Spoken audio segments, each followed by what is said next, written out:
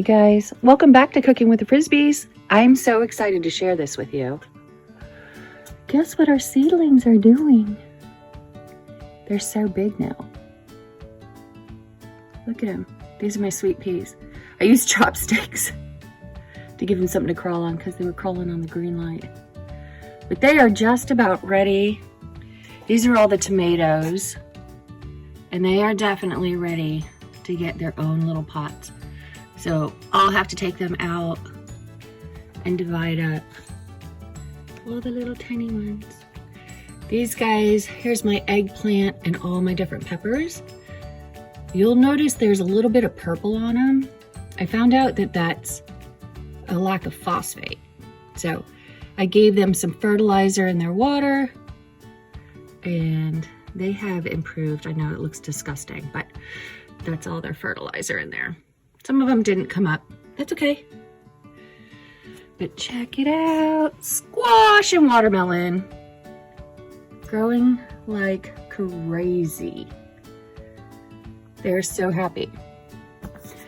So at this point, it's just about time to start hardening them off outside. It's been super windy, so I'll probably just do it in the greenhouse. And it just starts out with an hour. Get used to the real sunlight. But that's it for now. See you soon. Hey guys, welcome back. So I'm getting ready to transplant my seedlings. But before we do that, I wanted to talk to you guys about something that I learned from another YouTuber that has just been great. This is from Walmart. Got it online. It was $20. It is a photo box. So it has all of these individual boxes inside it that are plastic, and I just made a couple different labels for them. But it's a great way to store your seeds. As you know, you can use seeds for a couple of years, mostly if they're kept in a dry climate and in a dark place. So this was just a great find. If you Google online for seed storage, those things are like $70. So I just thought it was super cool. And what is that? So yeah, so it'll keep them dry, it'll keep them dark and safe. So I'm excited about those. All right, on to the seedlings. So in my earlier video, I showed you, sorry it's super windy out here today. I showed you how they're doing really well. Because I always put more than one seed into each cup. Obviously there are multiples in the cups. So it's that time when we need to go ahead and give them their own space. So especially because these smaller cups are really short. I think they're 2 inches or 2.5 inches, Keith, do you remember? I think they're 2.5. 2.5 inches. So rather than let them go ahead and get their roots bundled, I'm going to go ahead and transplant a couple of them into a larger pot. So, fun fact, you can't buy these. You have to be a commercial gardener in order to be able to purchase these.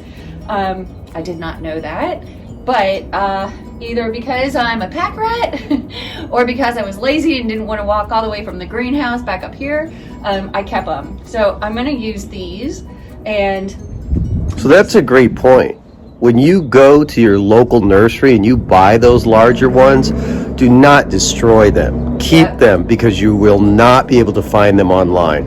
And like even this one is from a huge garden corporation, but they're more sturdy than just these that I got at my local market where we usually go to get all of our seedlings. But this year we're having our own. So before I start to harden these guys off, I'm going to go ahead and transplant them.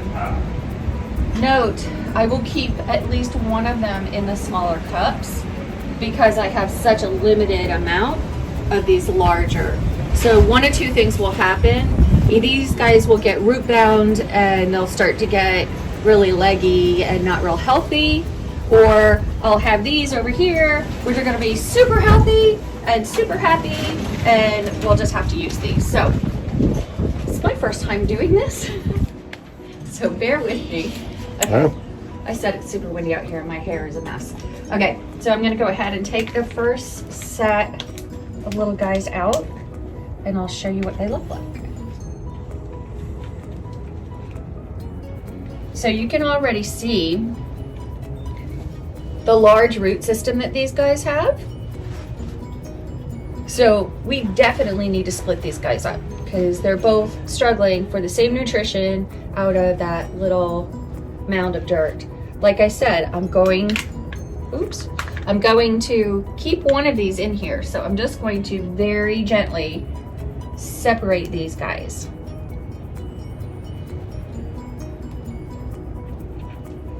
And they're kind of wet, but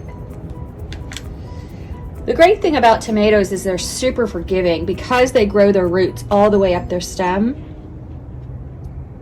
Look at that. Oh, isn't he adorable? And now, I'm gonna stick him right down in here. Now, this is the exact same soil that we originally planted the seeds in. Ugh, gotta get this way down there. There we go. So this is the same exact soil that we used when we originally planted them. I'll top them off. Once I get everybody planted, I'll go ahead and top that off. Notice too that I made sure to put a name tag in each of the individuals because tomato seedlings all look the same. I can't tell the difference. So I don't want to forget what I planted and where. So now this dude is going to go right back into his cup. And I'll give him, once I'm done again with all the plantings, I'll give him a little extra dirt as well. So that's what we're gonna do, believe it or not, with all of them. So right now is when you want to do this for tomatoes, peppers, and eggplant. Because we're only planting because we're planting a much smaller pepper bed, we're just going to go ahead and pinch off the ones that we don't think are as healthy. So if I have 2 or 3 seedlings within one of these small cups, I'm just going to go ahead and pinch off 2 or 3 of them, or 2 or 1 of them, to leave the cup with each cup with just 1 seedling to grow inside of it. So after I get all this done, I'm going to go ahead and put them back into the grow stand, and I'm going to leave them in there for probably 4 or 5 days, probably. So by next Friday or Saturday is when I'll go ahead and start hardening them off.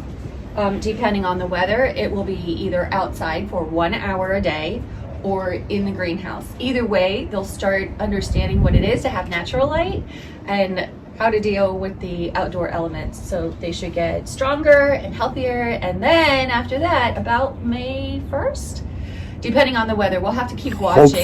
Hopefully we'll be able to start putting them in our bed. So I've got a lot of building to do. Yes, he does. In the next 4 or 5 weeks. Hey guys, okay. I've got everybody transplanted. All I'm gonna do is just fill the rest of these up, make sure they've got plenty of soil inside the cups. What you're gonna notice is that I planted these guys pretty deep.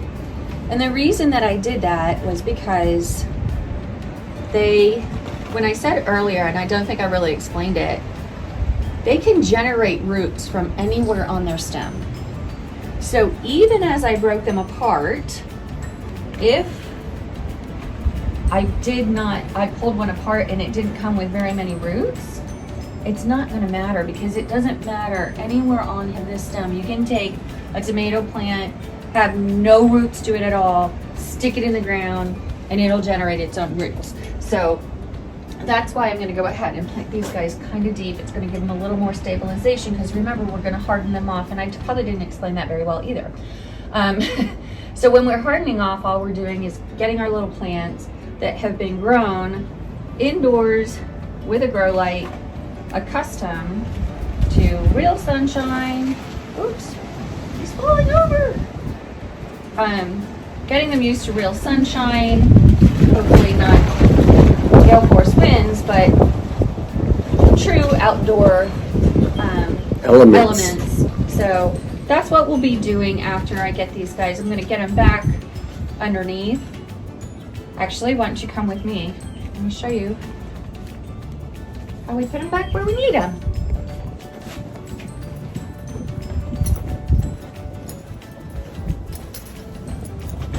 Pardon the basement.